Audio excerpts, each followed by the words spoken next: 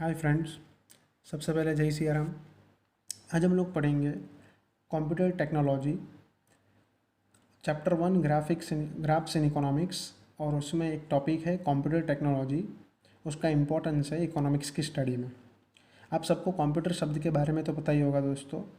हम लोग कंप्यूटर हमारे स्कूल में और कुछ लोगों के तो घर पे भी कंप्यूटर होगा।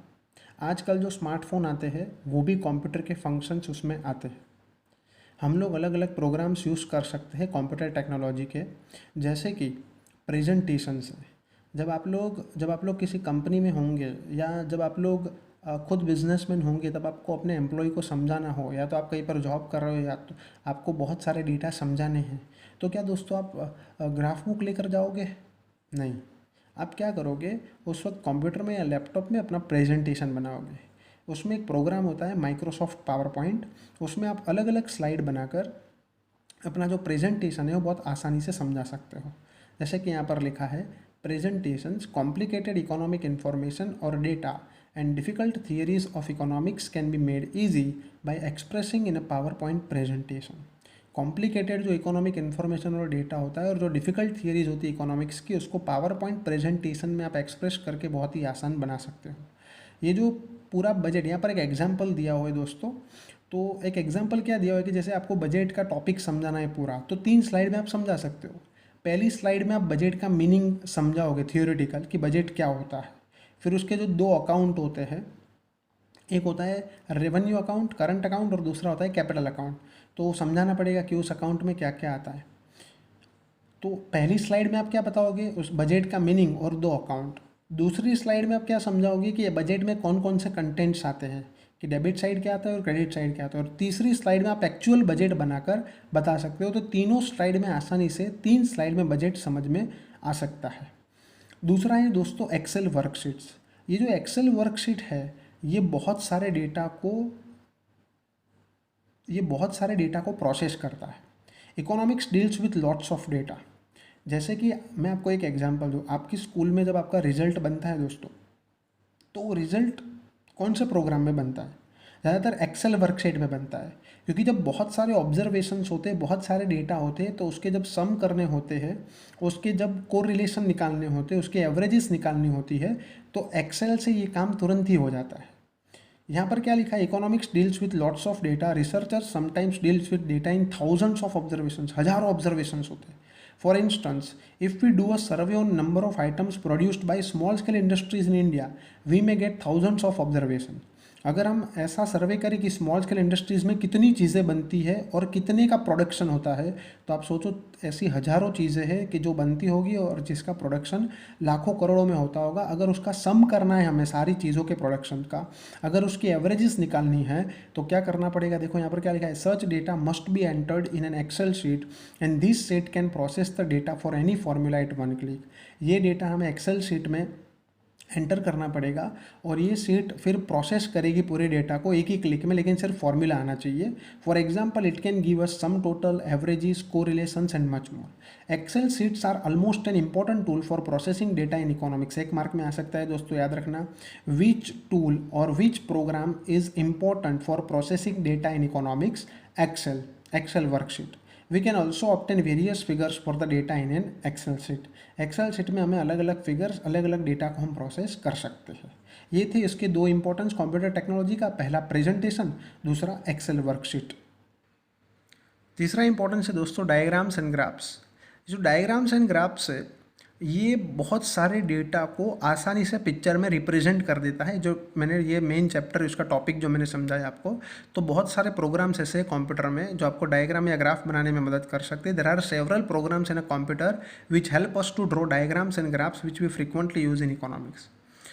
इसमें कुछ ऐसे प्रोग्राम भी हैं जो आपको सिंपल ड्राइंग टूल्स प्रोवाइड करते हैं। जैसे आपको अपवर्ड स्लोप या डाउनवर्ड स्लोप बनाना है, डिमांड कर्व, सप्लाई कर्व, तो जो माइक्रोसॉफ्ट वर्ड होता है उसमें आप बना सकते हो। और आपको कोई भी डायग्राम या कोई भी ग्राफ बनाना हो, तो एक्सेल सीट में आप डेटा टेबल डाल के, डेटा टेबल आप उस पर बनाकर, और कोई भी उसका जो फॉर्मूला आता है वो राइट फॉर्मूला अगर आप उसमें एंटर करोगे और क्लिक करोगे, तो कोई भी डायग्राम या ग्राफ उसमें बन सकता है। तो दोस्तों, normal supply curve, demand curve, normal जो स्लोप एडोब होता है वो बनाने के लिए माइक्रोसॉफ्ट वर्ड, और कोई भी डायग्राम या ग्राफ बनाने के लिए Excel worksheet. There are simple drawing tool in a Word file which can be use to draw simple free hand figures like a simple downward sloping और अपवर्ड स्लोपिंग डिमांड और supply curve. Word file में आप simple curve बना सकते हैं। Excel sheet plots almost all type of diagrams and graphs for the data which we enter in the worksheet. Excel sheet में हर तरह के डायग्राम और ग्राफ बना सकते हैं। We must only know the formula for doing so and give the relevant command. हमें उसका फॉर्मूला पता होना चाहिए और उसके हिसाब से हमें कमांड देना चाहिए, तो ही हमें वो डायग्राम या ग्राफ वहाँ पर ड्रॉ होगा। फोर्थ है दोस्तों स्टोरेज टूल्स। जो इकोनॉमिक्स में बहुत ज़्यादा स्टडी करता है, जो पीएचडी करता है या तो जिसको इकोनॉमिक्स में इंटरेस्ट होता है, उसको बहुत सारा मटेरियल चाहिए। दुनिया में कोई भी सब्जेक्ट हो उसके लिए हम कभी भी ऐसा नहीं बोल सकते कि हमें सब कुछ आ गया। हमें पूरी ज़िंदगी उसके ऊपर रिसर्च करना पड़ता है, हमें पूरी ज़िंदगी उसके ऊपर लगानी पड़ती है, फिर भी हम ऐसा नहीं बोल सकते कि हमें सब कुछ आ गया है। पूरी ज़िंदगी हमें नॉलेज एक्वायर करते रहना चाहिए। तो इकोनॉमिक्स भी कुछ इस तरीके सा है। दुनिया में कोई भी सब्जेक्ट हो वो एक समंदर जैसा है, और पूरी ज़िंदगी में हम उसके कुछ बूंद भी सीख लें तो भी बहुत अच्छी बात है। तो इसलिए इकोनॉमिक्स का जो स्टडी करता है, जिसको इंटरेस्ट होता है, वो बहुत सारा मटेरियल अपने पास प्रिजर्व करके रखता है, संभाल के रखता है। अगर मान लो आप इतना सारा मटेरियल, इतनी बड़ी बड़ी बुक्स आप रखोगे घर पे, तो आपको फिजिकल, जिसको फिजिकल बुक बोलते हैं, तो फिजिकल बुक रखोगे तो एक तो स्पेस चाहिए, दूसरा आपको बहुत ध्यान रखना पड़ेगा, क्योंकि अगर मान लो कि मॉइस्चर की वजह से कुछ प्रॉब्लम हुआ, पेस्ट की वजह से, वो उधई जो हो जाती है घर पे, उसकी वजह से मान लो कि पेज के ऊपर सब कुछ दिखना बंद हो गया, पेज फट गए, ठीक है। तो मॉइस्चर मतलब पेज जो होता है ऐसा ऐसा एटमॉस्फेयर, जिससे भी कई बार बुक में वर्ड्स गायब हो जाते, तो ये सब प्रॉब्लम्स रहते हैं। लेकिन कंप्यूटर हमें स्टोरेज टूल देता है जिससे हम फिजिकल बुक को ई बुक के तौर पर रख सकते हैं। We use storage tools, we use plenty of study materials in economics. बहुत सारा मटेरियल हम इकोनॉमिक्स में यूज़ करते हैं। Such material becomes useful in higher studies in economics और फॉर रिसर्च।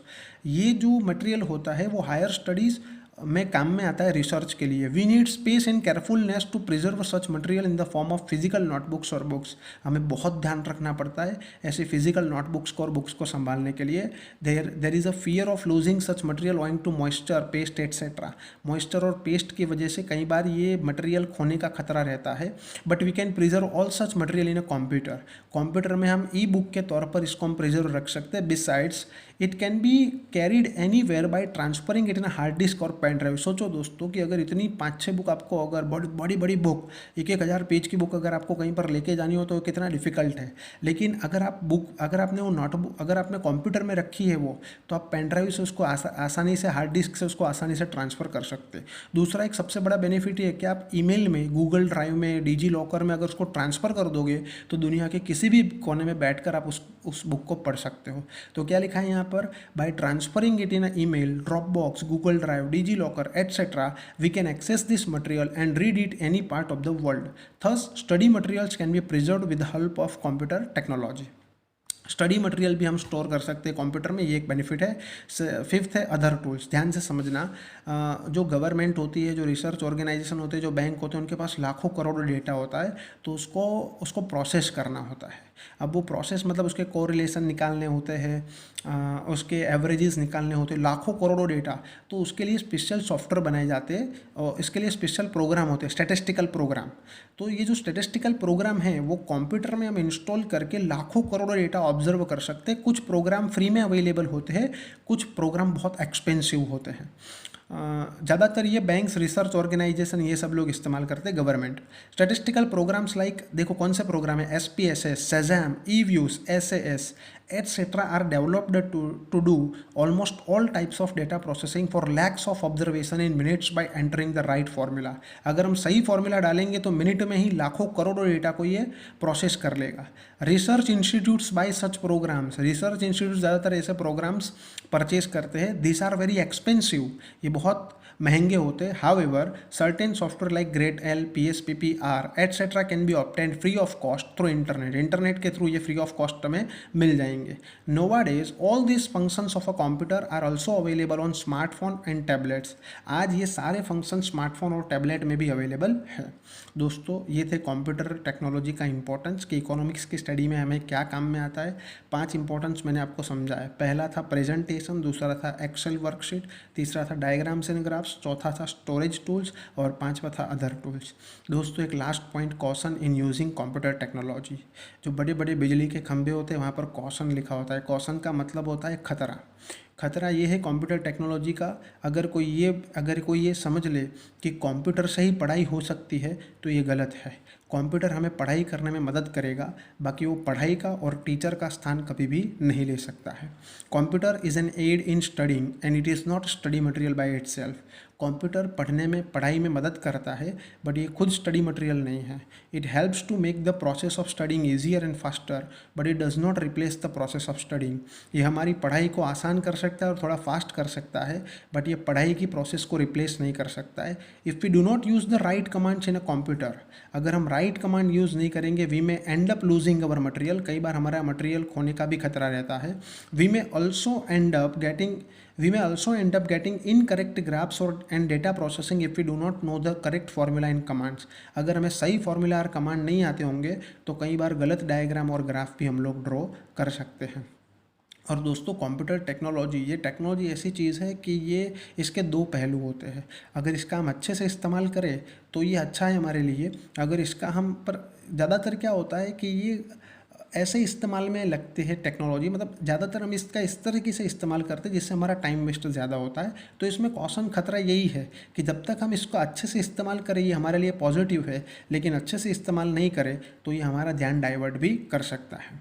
इसलिए कंप्यूटर टेक्नोलॉजी इकोनॉमिक्स की स्टडी में बहुत ही यूज़फुल है। दोस्तों आशा रखता हूँ आपको ये टॉपिक समझ में आया होगा और सब लोग इस टॉपिक को पढ़कर अच्छे से समझना, और इसके बारे में और कुछ इन्फॉर्मेशन या तो और कुछ डाउट हो आपको तो आप नीचे कमेंट बॉक्स में कमेंट कर सकते हैं। मिलते हैं नेक्स्ट टॉपिक में, इंटरनेट टेक्नोलॉजी इकोनॉमिक्स की स्टडी में क्या इंपॉर्टेंस है। तो इंटरनेट टेक्नोलॉजी नेक्स्ट टॉपिक में मैं आपको समझाऊंगा। तब तक के लिए जय सिया राम।